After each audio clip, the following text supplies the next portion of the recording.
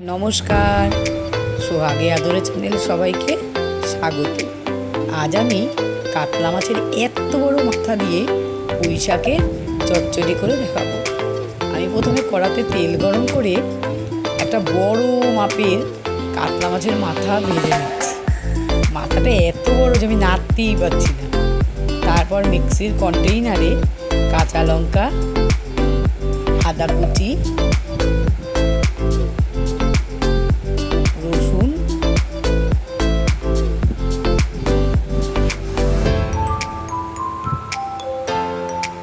একটু জিরের গুঁড়ো, একটু ধনের গুঁড়ো আর একটু লাল লঙ্কার গুঁড়ো নিয়ে পেস্ট করে নিয়েছি। এবার মাথাটাকে আমি নেড়ে চেড়ে ভালো করে ভেজে নিলাম।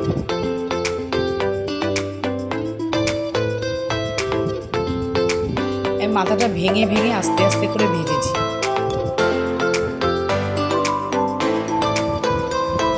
আমার মাথা ভাজা হয়ে গেছে।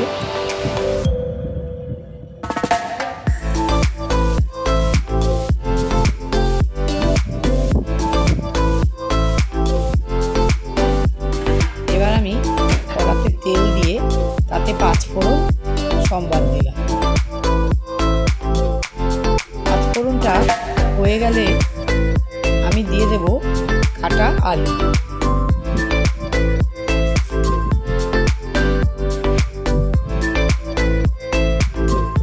আলু দিয়ে একটু ভেজে নিলাম। আলু ভাজা হয়ে গেছে। এবার আমি দিয়ে দেব কুমড়ো।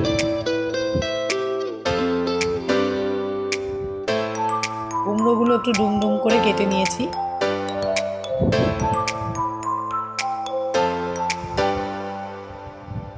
এবার আলুর সঙ্গে কুমড়োটাও একটু ভেজে নেব।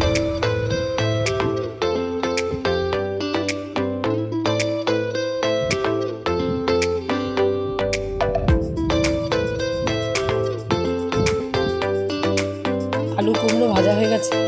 এবার আমি একটু নুন দেব আর হলুদ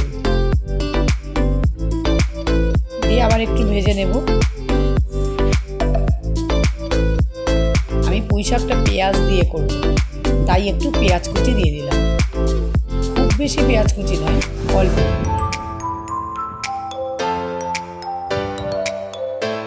এবার পেঁয়াজটাও আলু কুমড়োর সঙ্গে ভালো করে ভেজে নিলাম।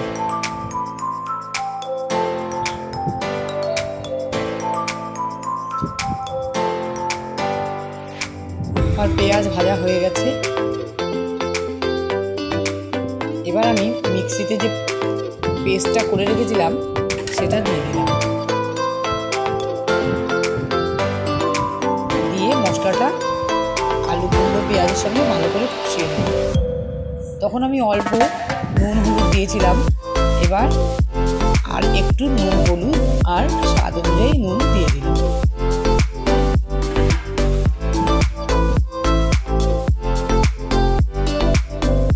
আর দিলাম কন্টেইনার মশলা ধোয়া জলটা দিয়ে একটু মশলাটা আবার ভালো করে কষিয়ে নিলাম।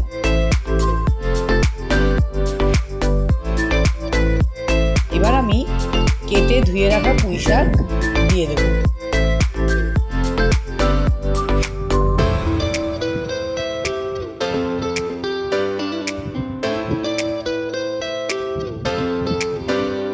পুঁই শাক দিয়ে এবার আমি পুরোটা নেড়ে দিলাম। পুঁই শাকটা আমার অনেকটা কমে এসছে।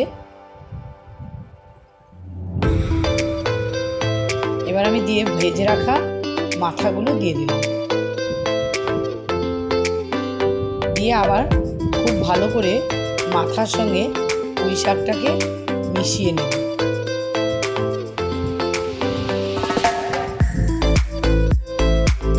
মাথার সঙ্গে পুঁই শাক ভালো করে মেশানো হয়ে গেছে।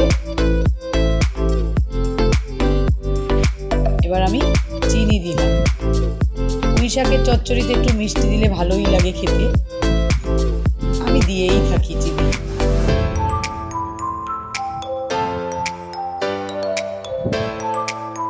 দিয়ে খুব ভালো করে নাড়াচাড়া করে দিলাম। আমার ডাঁটা আলু কুমড়ো সব সেদ্ধ হয়ে গেছে।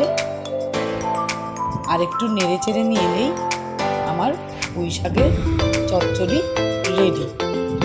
রান্নাটা যদি তোমাদের ভালো লেগে থাকে প্লিজ একটা লাইক করো, শেয়ার করো, কমেন্টও করো, সাবস্ক্রাইব করতে ভুলো না কিন্তু।